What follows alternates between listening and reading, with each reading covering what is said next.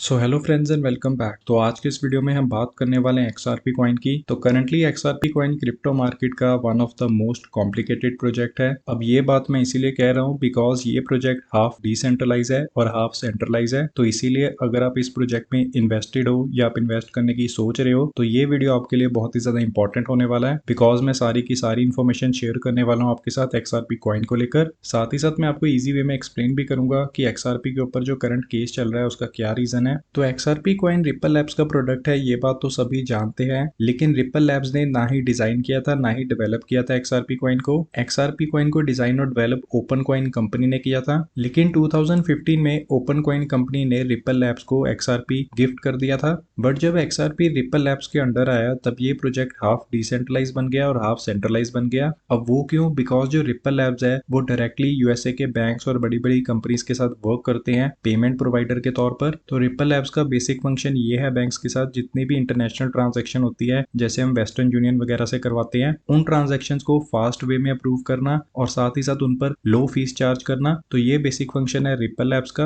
और जो XRP है वो भी रिपल लैब्स की तरह ही वर्क करता है क्रिप्टो मार्केट में। इनकी ब्लॉकचेन पर फास्ट ट्रांजैक्शन हो सकती है और लो फीस चार्ज होती है, तो इसीलिए रिपल लैब्स ने XRP को एक्वायर किया था। तो XRP कॉइन क्रिप्टो मार्केट में आकर एक डिसेंट्रलाइज प्रोजेक्ट बन गया, लेकिन रिपल लैब्स रियल वर्ल्ड में सेंट्रलाइज बैंक्स के साथ वर्क करती है। तो रिपल लैब्स एक सेंट्रलाइज कंपनी है, तो इसीलिए मैं बता रहा हूँ जो XRP कॉइन है वो हाफ डिसेंट्रलाइज है और हाफ सेंट्रलाइज है।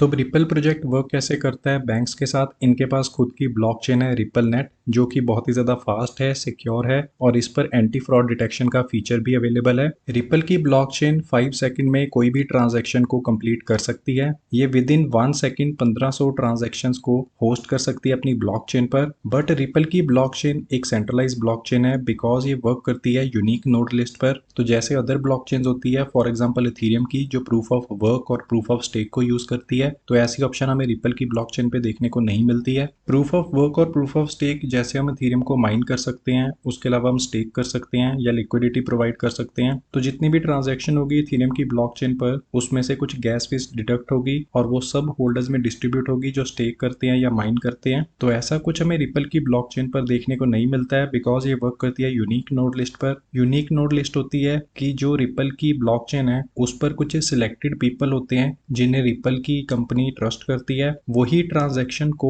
अप्रूव कर सकते हैं या डिक्लाइन कर सकते हैं। तो फॉर एग्जांपल अगर मैं किसी को इंटरनेशनली पैसे सेंड करना चाहता हूं और मैं रिपल की ब्लॉकचेन को यूज करता हूं, तो इनके जो ट्रस्टेड पीपल होंगे उनकी मर्जी होगी कि क्या उन्हें मेरी जो ट्रांजैक्शन है उसको अप्रूव करना है या रिजेक्ट करना है। और ऑन दी अदर हैंड अगर मैं यही ट्रांजैक्शन किसी और ब्लॉकचेन पर करता हूं फॉर एग्जांपल इथेरियम की ब्लॉकचेन पर, तो वहां पर ऐसा कुछ भी हमें देखने को नहीं मिलेगा। मेरी जो ट्रांजैक्शन होगी वो 100% अप्रूव हो जाएगी। बस ये है कि मुझे एक्स्ट्रा गैस फीस पे करनी होगी ताकि मेरी जो ट्रांजैक्शन है वो फास्ट वे में अप्रूव हो। तो इसीलिए जो रिपल लैब प्रोजेक्ट है वो एक सेंट्रलाइज प्रोजेक्ट है जिसकी वजह से जो XRP है वो हाफ डिसेंट्रलाइज बन जाता है और हाफ सेंट्रलाइज बन जाता है बिकॉज इनकी ब्लॉकचेन का कंट्रोल इनके पास है। तो किस ट्रांजैक्शन को अप्रूव करना है या रिजेक्ट करना है वो इनके हाथ में होगा। साथ ही साथ इनके जो यूनिक नोड लिस्ट वाले पीपल होंगे वो फेक ट्रांजैक्शन भी होस्ट कर सकते हैं, हमारे कंसेंट के बिना भी अप्रूव कर सकते हैं या रिजेक्ट कर सकते हैं हमारी पेमेंट। उसके अलावा जो XRP कॉइन है उनके पास खुद की ब्लॉकचेन भी अवेलेबल है। तो जो XRP कॉइन है वो इंडिविजुअली भी मार्केट में वर्क कर सकता है विदाउट रिपल लैब्स। XRP की ब्लॉकचेन का नाम है XRP लेजर। तो XRP जो कॉइन है उसको रिपल लैब्स की जरूरत नहीं है वर्क करने के लिए।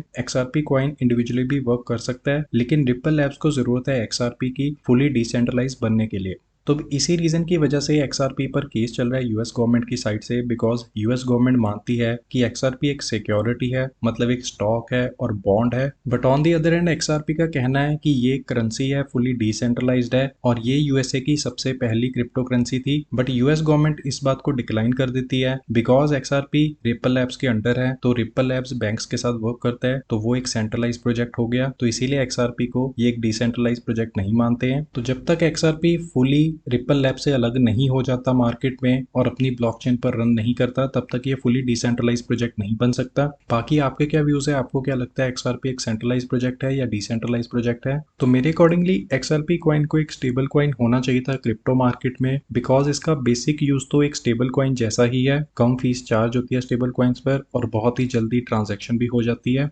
तो लास्ट में हम XRP कॉइन की सर्कुलेटिंग सप्लाई और इसके प्राइस की बात कर लेते हैं। अब मैं आपको बता दूं, मैंने बहुत ज़्यादा रिसर्च की लेकिन मुझे कहीं पर भी सॉलिड एविडेंस या प्रूफ नहीं मिला कि एक्चुअल सर्कुलेटिंग सप्लाई XRP की कितनी है। मुझे इतना पता है इसकी टोटल सप्लाई 100 बिलियन की है। 100 बिलियन में से 20 बिलियन कॉइन्स इनके फाउंडर्स के पास है। उसके बाद रिपल लैब्स और जो XRP की ब्लॉकचेन है XRP लेजर, यहाँ पर 20 बिलियन से लेकर 30 बिलियन की सप्लाई स्टेक्ड है। 10 बिलियन कॉइन्स की सप्लाई रिपल लैब्स के पास है। उसके बाद 40 बिलियन की सप्लाई इन्वेस्टर्स और बड़ी बड़ी कंपनीज के पास है। इसके अलावा जितनी भी ट्रांजैक्शन वगैरह होती है XRP कॉइन की, उस पर XRP कॉइन बर्न भी होता है, लेकिन वो बहुत ही ज्यादा कम अमाउंट में होता है, तो उसका कोई भी फर्क नहीं पड़ने वाला 100 बिलियन सप्लाई पर। अब एक बात मैं आपको और बता दूं, इसी सप्लाई में से बहुत ज्यादा जो सप्लाई है मेरे अकॉर्डिंगली 20 या 30 बिलियन की, वो ऑलरेडी लॉस्ट हो चुकी है परमानेंटली। तो मेरे अकॉर्डिंगली रफली 50 से 60 बिलियन सप्लाई करंटली मार्केट में बची हुई है XRP कॉइन की। तो अगर XRP कॉइन को दोबारा से $3 का प्राइस टारगेट अचीव करना है तो इन्हें 50 बिलियन की सप्लाई पर 150 बिलियन की मार्केट कैप चाहिए होगी। तो अब जो लोग सोच रहे हैं कि XRP ने तो ऑलरेडी $3 का प्राइस टारगेट अचीव करके रखा हुआ है तो ये कोई बड़ी बात नहीं है XRP कॉइन के लिए, तो ये बात बिल्कुल ही गलत है।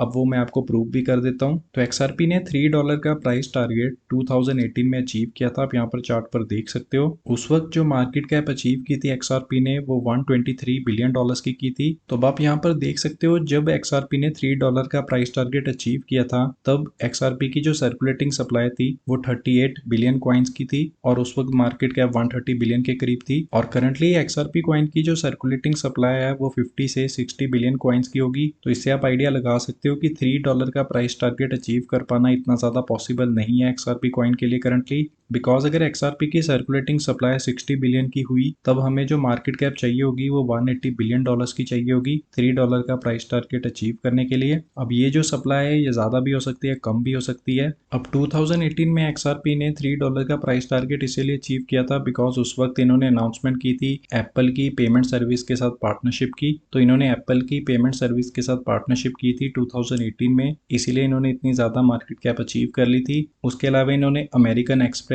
और भी बड़ी बड़ी कंपनीज के साथ पार्टनरशिप अनाउंस की थी, तब जाकर इन्होंने 100 बिलियन प्लस अपनी मार्केट कैप अचीव की थी। लेकिन आज के टाइम पर उसी मार्केट कैप को दोबारा से अचीव कर पाना क्या पॉसिबल है, उसके बारे में फिलहाल मैं कमेंट नहीं कर सकता बिकॉज करंटली इन पर केस चल रहा है। और ये जो केस है ये पहली बार नहीं है कि XRP पर केस चल रहा है। अगर आप इस कॉइन की हिस्ट्री देखोगे या इस कंपनी की हिस्ट्री देखोगे तो पहले भी इन पर केस चल चुके हैं ऑलरेडी। आप और ज्यादा डिटेल्स ऑनलाइन जाके चेकआउट कर सकते हो। तो मैंने तो अपना व्यू पॉइंट शेयर कर दिया आपके साथ XRP कॉइन को लेकर। बाकी आपके क्या व्यूज है इस प्रोजेक्ट को लेकर कमेंट सेक्शन में जरूर बताना। अगर आप इन्वेस्ट करना चाहते हो XRP में करंटली तो मैं आपको रेकमेंड करूंगा कि आप 60 या $100 से ज्यादा इन्वेस्ट मत करना इस प्रोजेक्ट में बिकॉज फ्यूचर कोई भी प्रिडिक्ट नहीं कर सकता XRP का। क्या पता ये नेक्स्ट टेरा लूना ना बन जाए, तो सोच समझ के इन्वेस्ट करना करंटली मार्केट में। रेस्ट अगर आपको ये चार्ट वाला एक्सप्लेनेशन अच्छा लगता है तो कमेंट सेक्शन में जरूर बताना ताकि मैं नेक्स्ट टाइम भी ऐसे ही चार्ट्स आपके साथ शेयर करूं जिससे एक्सप्लेन करने में ईजी रहे। सो फिलहाल इस वीडियो में यही सब था। थैंक यू, मिलते हैं नेक्स्ट वीडियो में।